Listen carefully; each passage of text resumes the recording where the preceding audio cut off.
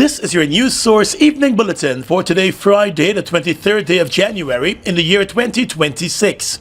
I'm Gordon Mosley reporting, and here is what we're tracking tonight. The Ministry of Local Government hosted a consultation today with the country's 90 local government organs on the proposed Integrated Solid Waste Management Bill and regulations. The legislation, which has been in the pipeline for a long period, is intended to modernize and streamline Guyana's waste management laws and ultimately the management of solid waste in the country, including industrial and hazardous medical waste. Embedded in the proposed legislation are provisions for waste segregation and storage, recycling and circular economy measures, in addition to updated penalties and fines for breaches. Addressing local officials at the Arthur Chung Conference Center this morning, Minister of Local Government and Regional Development Priya Manikchand said the Integrated Solid Waste Management Bill and its accompanying regulations are being proposed at a time when the country is undergoing massive transformation, with major developments in almost every sector. Citing developments in the housing sector, Minister Manikchand said with increasing number of homes, there could be increasing waste, and it is important to manage both the domestic and industrial waste being produced in all those sectors. In the last 5 years, the government PPPC government was able to give more than 50,000 house lots or homes to people in Guyana. Young people, middle-aged people, older people. What that means is you'll have 50,000, perhaps not in the same 5 years, but 50,000 homes going up. What that means is you have 50,000 people engaging in producing builder's waste or other waste, because you now have 50,000 work sites happening where people are eating on the work site, where they have wrappers, the cornflakes bag, or the plastic bag, or the paper bag to throw away and dispose of. In crafting the legislation, she said the government adopted a holistic approach of analyzing each sector to determine the type and quantity of waste produced, but also taking into account the need to address issues of poor waste disposal.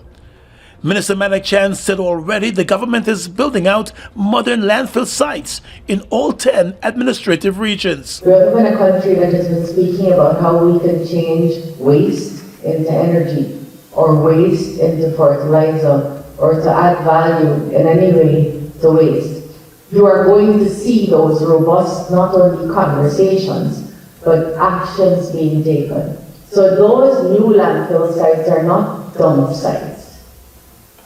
They're going to be landfill sites with all the attendant characteristics that modern landfill sites across the world have. Meanwhile, the Permanent Secretary of the Ministry of Local Government, Miguel Chukang, said the legislative and regulatory frameworks are critical to addressing the waste management problem in the country. The legislative review process before us is therefore both timely and necessary. It seeks to modernize existing arrangements, clarify institutional roles and responsibilities, strengthen enforcement mechanisms, and create a framework that enables investment, innovation, and improved service delivery across all 10 administrative regions. Local Government Ministry consultant Romel Sindhill said the current laws governing solid waste management in the country are fragmented and in some cases way too outdated. He said the proposed legislation is in keeping with international best practices and will address gaps in existing legislation, particularly those that do not address new and emerging sectors in the country. This is your Friday edition of the News Source Evening Bulletin. More news coming up in just a moment. It all starts with one. Maybe it's one look, you know the one, or one touch, even one word. It can start with one step, or one promise, one thrill, one first time, one deep breath, one leap of faith, one day to remember, or one night to forget. One moment, so many stories that make up one crazy, average, everyday, fabulous life. We get one life, just one. Make your move. it all starts with one.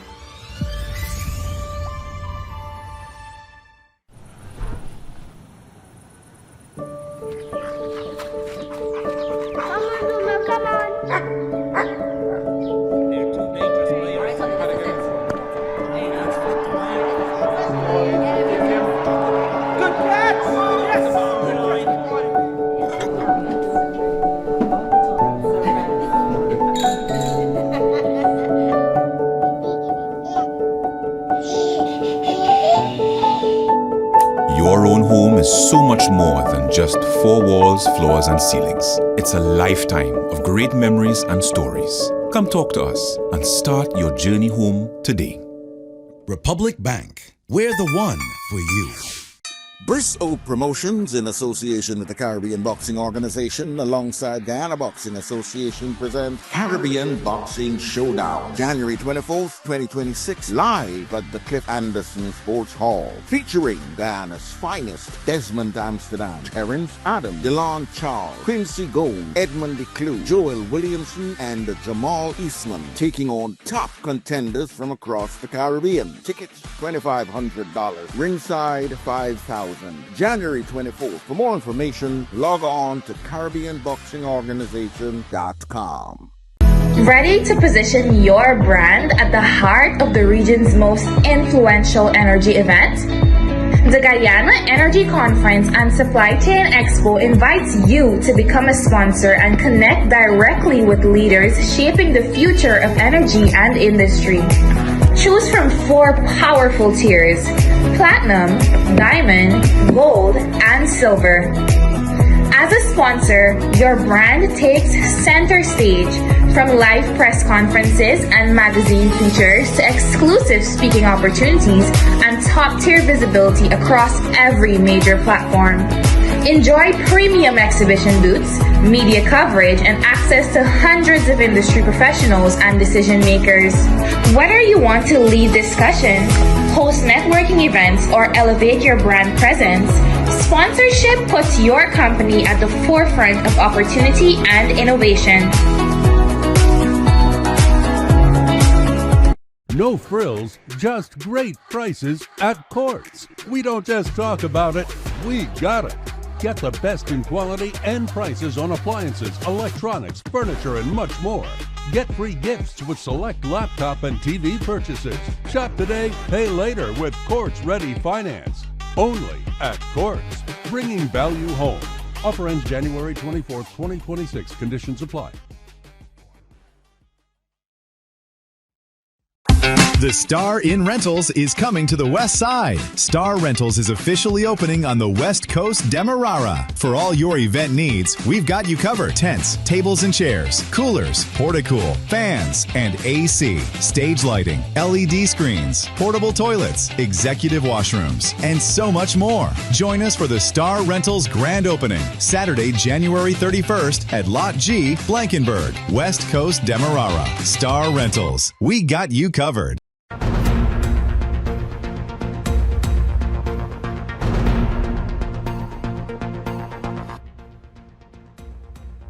APNU Member of Parliament Ganesh Mahipaul today said the government has formed a deliberate and dangerous pattern of executive overreach, constitutional neglect, municipal sabotage, and reckless failure of public expenditure, as he warned Guyanese not to vote for the PPP Civic in the pending local government elections. Mahipaul said with the local government elections approaching, citizens must recognize that a ballot is one of the only remaining corrective instruments against a government that has abandoned restraint. Mahipaul told reporters that the ongoing saga between the mayor of Georgetown and the local government minister exemplifies the government's long-standing hostility towards municipalities and other local government organs not under its political control. He said opposition-controlled municipalities have been undermined and starved of critical resources. What we have found over the years, dating back from 1992, is the executive overreach of the government, the PPPC government in particular. And they have always lessen the amount of resources to these respective municipalities. The Member of Parliament said the approach of starving opposition-controlled local government organs of state resources is a practice that dates back to 1992, with the PPP hoping that it would give the party a political advantage, urging residents of Georgetown particularly not to be deceived by claims by the government that it will rescue Georgetown and restore it to its former glory. Mahipaul said the PPP Civic's only intention is to steal the city's lands. The government, the PPP government, has one intention with Georgetown right now. That is to stifle Georgetown, blame the mayor and councillors, and by extension blame the PNC and the APNU. And in their attempt to do that, they're seeking to misguide the population because they want political control of the city. They want the city to elect them. They want the people in the city to elect them. They want the people in the city to give them the mandate. And then they will start to pour in resources as they claim. But they will not do that. What they will do is that they will seek to try to take the lands away from the people for their friends, their families, and their favorites. And that is what the electorate must be very cognizant of. And weighing in on the issue, Member of Parliament Duncan, who served as Deputy Mayor of Georgetown, said the PP Civic Administration has shown little to no interest in the proper functioning and development of Georgetown. I had the good fortune of serving at the main city council as Deputy Mayor. And we have never had a PPP that was ever interested in the city. We have never had a PPP like that. I was at the city council when you had the ministry then of not public works, infrastructure, that brought a plan of beautifying the city with a boardwalk stretching from Saybrook Market at the back right down to Kingston. The PPP never liked those plans. The opposition MPs told reporters that while the PP Civic is committing now to clean up the city, it was under the APNU David Granger administration, following the PP Civic's 23 years in office, that $1 billion was set aside by the APNU government to restore the city of Georgetown, an initiative that supported the private sector initiated cleanup campaign across the country. 3 persons lost their lives tragically in an accident along the new Wisroc public road in Linden late last night. Well-known spiritual leader Andrew Irving has been confirmed as one of the 3 persons who died. The other 2 persons have been identified as the driver of the car, Marcus Burley, and one of the other passengers, Maureen Woodley. The accident occurred just after 10 o'clock late last night, and all 3 persons who lost their lives were in the same car. According to reports out of Linden, the car was being driven along the newly built Wisroc public road at a fast rate, and an attempt by the driver to overtake a container truck at the side of the roadway ended tragically, as he slammed into the back of that truck while avoiding traffic that was approaching in the opposite direction. The driver and his 2 passengers, spiritual leader Andrew Irving, who was seated in the front, and the woman who was seated in the back of the car, all died on the spot. The driver and the porter of the truck were detained by the police for questioning, as there were reports that the truck's trailer had a lighting problem, and it had been pulled to the side of the roadway to have that problem fixed. This evening, the investigations are ongoing. Dutch businessman Vitesh Gupta, who won an extradition hearing back in 2024 after being found in Guyana, has indicated through his attorney that he never struck any agreement with the Italian authorities, causing the extradition request to be dropped. He denied the statement recently made by Attorney General Anil Nandlal that the extradition request was discontinued because the businessman cooperated with the country seeking his extradition. Gupta's attorney, Ronald Daniels, in a statement today, said his client went through the local court system and won his case, which resulted in the extradition request being thrown out by the court. Attorney Daniels said his client categorically denies that he assisted the Italian government in any way or manner with the provision of any information, either upon any request or his own instance, as he was and is not possessed of any information relative to the matters that the Italian government is investigating. The attorney maintained that Guptar's matter was determined upon the merits of his case, and he was not committed for extradition as the evidence furnished by the requesting state did not meet the legal threshold to commit him to be extradited.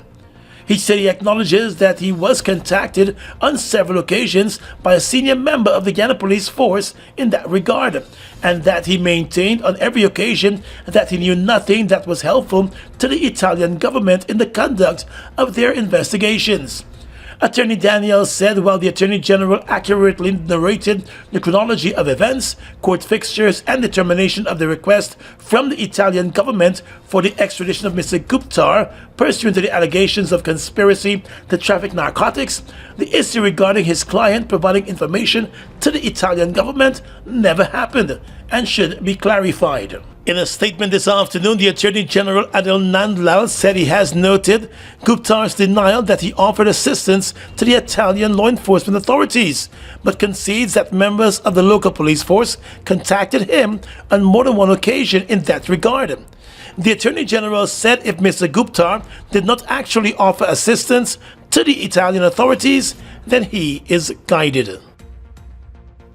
The Star in Rentals is coming to the West Side. Star Rentals is officially opening on the West Coast Demerara. For all your event needs, we've got you covered. Tents, tables and chairs, coolers, porta-cool, fans, and AC, stage lighting, LED screens, portable toilets, executive washrooms, and so much more. Join us for the Star Rentals grand opening, Saturday, January 31st at Lot G, Blankenburg, West Coast Demerara. Star Rentals, we got you covered.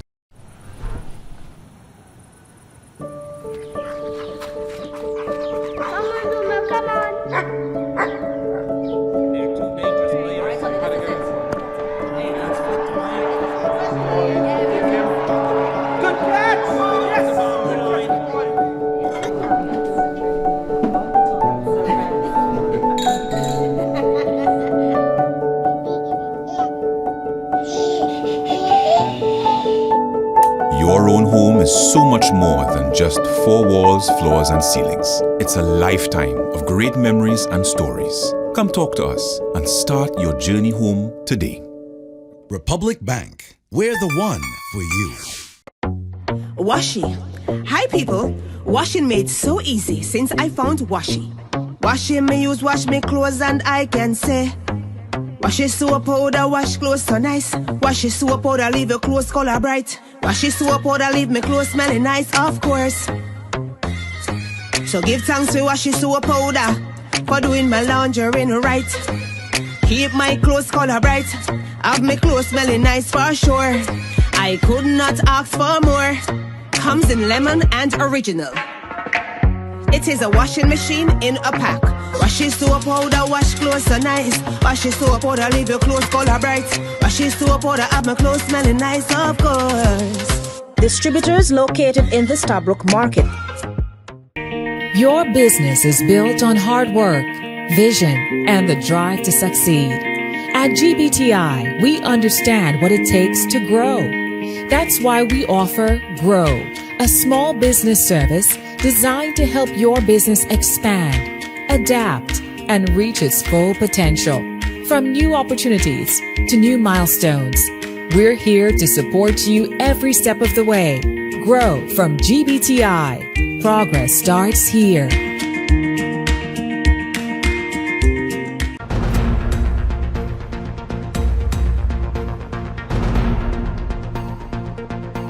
Well, parliamentary lead for the APNU, Dr. Terence Campbell, today made it clear that his party will not field any candidate for the position of opposition leader when the Speaker convenes the meeting for the election of the opposition leader on Monday. He said it is expected that the win leader, Azruddin Mohammed, will emerge from the meeting as the opposition leader, since his party holds a majority of seats on the opposition side. WIN has 16 seats in the National Assembly out of an opposition side of 29. WIN has clearly said that there will be one candidate for leader of the opposition coming from WIN, Mr. Azruddin Mohammed. it is our expectation that Mr. Azzuddin Mohammed will be elected as the leader of the opposition. It is almost 3 months since the 13th Parliament was convened, and the opposition leader is expected to be elected on Monday. The Win Party has long said its leader, Azzuddin Mohammed, will be its nominee for the position. But both the Speaker of the National Assembly and the government of Guyana have expressed their reservations over Mohammed holding the key portfolio. Mr. Mohammed is currently fighting off an extradition request and remains sanctioned by the United States.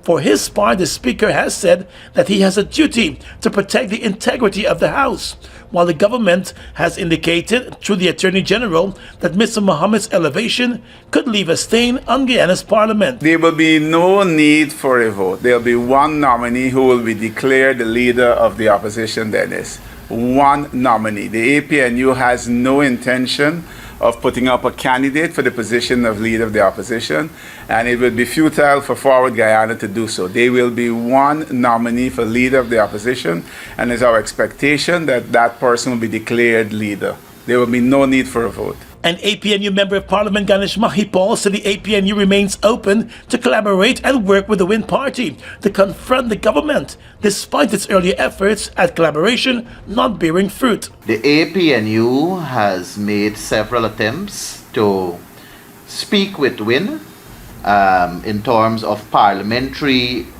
agreement, in terms of even the Region 10 matter, which was also an agenda item on the discussion that we were supposed to have. And I did issue a statement to that effect, which still stands. But I want to importantly mention that the door to cooperation, the door to unity as an opposition, the door to togetherness in our approach as we confront this barbaric People's Progressive Party has not been shut. The Win Party has been developing a parliamentary agenda of its own. Linden businessman Ron Singh wants the Guyana Police Force to explain why it has issued a wanted bulletin for the man who saved his life by pulling him aside during a shooting incident while ignoring the actual person who was identified as the shooter. In a video statement on Facebook today after the police issued a wanted bulletin for Tion Allen in the shooting case, Mr. Singh explained that it was Tion Allen who was actually responsible for him being alive today. He said he issued a statement to the police just after the incident back in November, identifying the shooter. The young man was just outside his business place in Amelia's Ward, Linden, in the company of Allen and another man, when the occupant of a car opened fire on them in a drive-by style. Singh was shot and rushed to the hospital for emergency surgery. He has since fully recovered. He said he was left confused and shocked today when more than 2 months after the incident, the police force issued a wanted bulletin for the wrong man. Something is sitting well with me right now. Today, the Guyana Police Force issued a wanted bulletin for one Tion Allen, aka Spellchild. Well, I'm here to tell you that if it wasn't for Tion Allen, aka Spellchild, I would have been dead. Because if Tion didn't save my life by pulling me, by naturally grabbing me and pulling me to safety, I would have been dead. So my question is to the Guyana Police Force. Why was this bulletin issued when I gave a statement saying who the shooter was for that incident?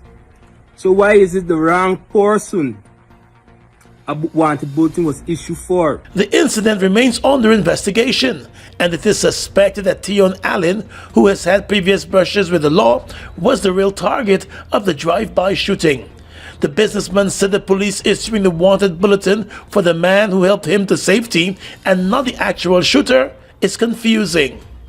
There's a lot of if, because if a victim give you a statement pertaining to a matter, why is it that the wrong person, a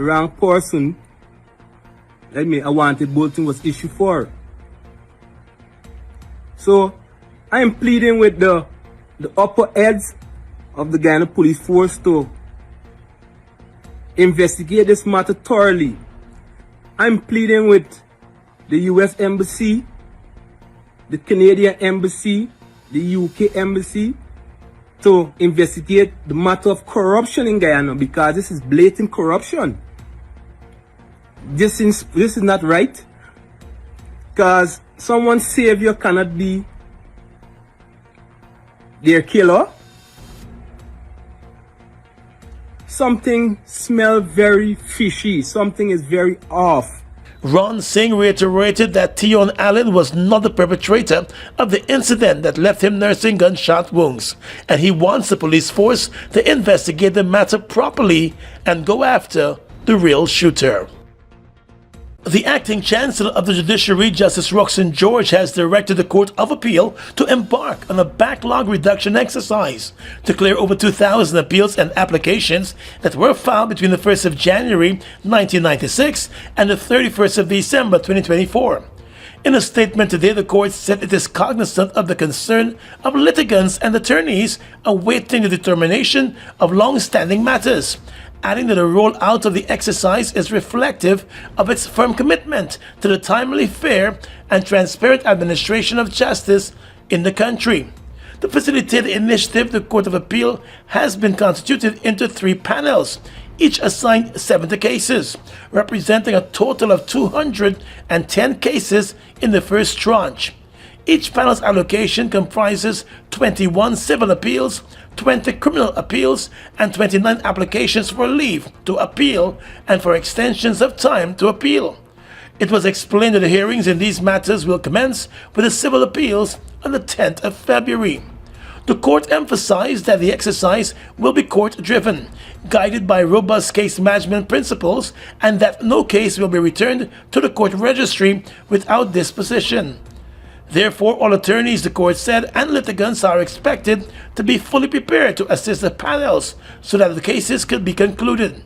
Notices of those hearings, according to the court, will be sent to the recorded addresses of the litigants and the attorneys and will be published in the local newspapers as well as on the court's website. Minister of Public Works Bishop Juan Edgel is leading a team from the ministry and collaborating with the police to remove derelict vehicles from the Kitty Railway embankment, even as he expressed concern that the owner of Global Spare Parts and Auto Sales has been frustrating the ministry's efforts. The government is pushing to upgrade the carriageway, but the minister in a live broadcast today said those efforts have been repeatedly frustrated. In fact, he said the ministry has cleared the area of derelict vehicles more than 5 times before, but the owner of the spare parts company has not been complying. And this morning, what we have is the owner of this business bring these 2 heavy-duty trucks and block the derelict vehicles. So let me show you. So they brought the duty-free truck, the heavy-duty trucks, and blocked the derelict vehicles, preventing the contractors from doing their work. These trucks, I've called the owner, who tell me that he is not coming to move them. And secondly, the senior person who was on site, who wanted to engage me about giving them time and reasons why they must have time, have refused to move them. The government will have no choice but to impound these trucks and get on with its work. Edgel again made clear that power pits do not belong to businesses and individuals, and the works of the government will not be hampered because of the illegal occupation of the spaces. This is a eyesore. It's a hive for criminal activity, and is a total disrespect to all the other people who are living in the neighborhood. So I'm making the public aware from early, so when people would like to spew their misinformation on the media, I've said we are moving these vehicles today. The Works Minister stated that other residents who have derelict vehicles and obstacles on the carriageway have been given notice to remove them so that the works can get ahead. He said for too long actions have not been taken against those persons who continue to occupy the government reserves. He said no longer will that be tolerated. The minister has since called in the police to work along with his ministry on the issue. Bristow Promotions, in association with the Caribbean Boxing Organization, alongside Guyana Boxing Association, present Caribbean Boxing Showdown, January 24th, 2026, live at the Cliff Anderson Sports Hall, featuring Guyana's finest: Desmond Amsterdam, Terrence Adam, Delon Charles, Quincy Gold, Edmund DeClue, Joel Williamson, and Jamal Eastman, taking on top contenders from across the Caribbean. Tickets $2,500, ringside $5,000. January 24th. For more information, log on to CaribbeanBoxingOrganization.com. First-time homeowner, ready to build a dream house but worried about getting your plans approved? The single window planning approval system makes it easy. One application, one online platform, faster, simpler house plan approval. Visit our website to kickstart the process at singlewindow.chpa.gov.gy. No running around, no confusion, just clear steps and efficient service, all in one place. Apply, track, and get approved with confidence. The single window system, helping first-time homeowners move from planning to building the smart way. Single window planning approval system, designed for transparency, built for convenience.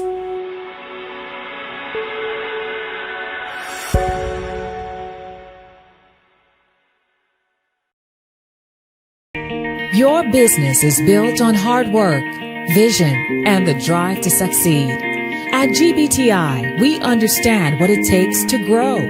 That's why we offer Grow, a small business service designed to help your business expand, adapt, and reach its full potential.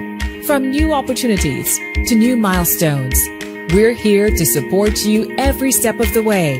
Grow from GBTI. Progress starts here. Fruitopia, Fruitopia, it's a drink that's hype. The citrus punch, fruit punch tastes nice. Guava, pineapple, that give me a vibe. We don't want nothing less compared to the rest. Fruitopia the best, quench any thirst when it comes to the test. Perfect thing for my lunch, flavors pack a punch. Fruitopia, Fruitopia, it's a drink that's hype. The citrus punch, fruit punch tastes nice. Fruitopia, the drink that rocks your lunchtime. Guyana's economy is rapidly transforming, and we're all part of it. Guyoil is at the forefront of this development by providing reliable and efficient energy and supporting community development from the very core. 100% of Guyoil's profit goes back to building schools, roads, and other important infrastructure that connects our cities and towns, providing fuel to domestic, marine, industrial, and aerial transportation. Guyoil has now repositioned itself as a market leader in the petroleum industry, building a better future for all of us.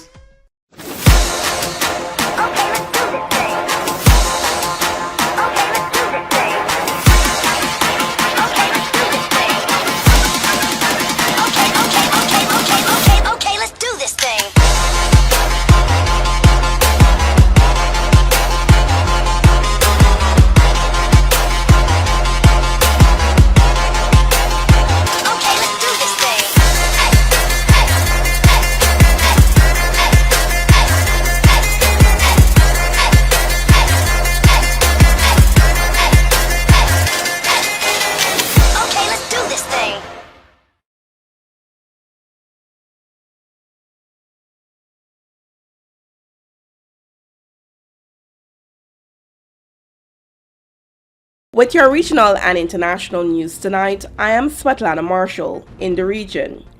Organized crime and illicit flows of money are propping up Trinidad and Tobago's economy and providing jobs and benefits within many communities, according to Independent Senator Josh Drayton.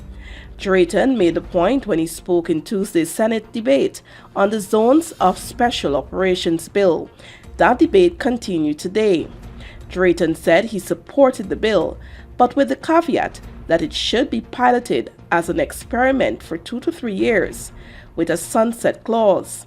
He said it should be monitored and the necessary changes made. Drayton is a researcher in anti-corruption, governance, open government, and public policy. He teaches public policy and anti-corruption at the University of the West Indies. He said the areas where zones may be are where there is a parallel system of government with assets, protection, and justice, and are highly sophisticated. Drayton noted some gangs even control cars flying as taxis in their areas. While there are leadership structures and some assets may be concentrated in some areas, it is known that beyond those numbers, there are other elements that are a bit more fluid in the east-west corridor and as well as in Tobago. While zones will secure specific spaces, he noted they're always evolving and fluid. Colombia will suspend electricity sales to Ecuador and impose a 30% tariff on 20 products from its neighbor, it said on Thursday, in an escalating dispute over trade and the fight against drug trafficking.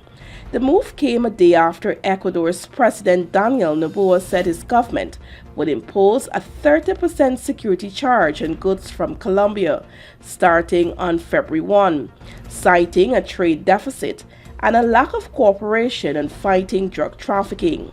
Colombia, which has repeatedly denied accusations it is not doing enough to tackle drug smuggling, is an important exporter of power to its South American neighbor. Noboa's government later said the measure included exceptions for the sale of electricity and oil logistics services. In response to Bogota's tariff announcement on Thursday, Ecuador's energy minister said Colombian crude being transported on the OCP pipeline, Ecuador's second largest, would have the reciprocity given in the case of electricity. She gave no further details on what that would mean in practice. Ecuador's trade deficit with Colombia totaled $838 million in the first 10 months of last year, according to Ecuador's central bank. And finally tonight, international news. More than 160 million Americans are expected to face an unusually brutal winter storm from Friday, with heavy snows and freezing rains forecast. The storm is expected to sweep through much of the United States, leaving extremely dangerous conditions in its wake as it tracks eastwards from the high plains and Rockies, the National Weather Service NWS said. It warned that the Arctic blast will bring sub-zero temperatures and wind chills, which pose a life-threatening risk of hypothermia and frostbite to exposed skin. U.S. transport officials, including airport authorities in several major cities, have warned of weekend travel disruption, delays, and cancellations. And that's your News Source Evening Bulletin for tonight. I'm Svetlana Marshall, wishing you a safe and enjoyable weekend.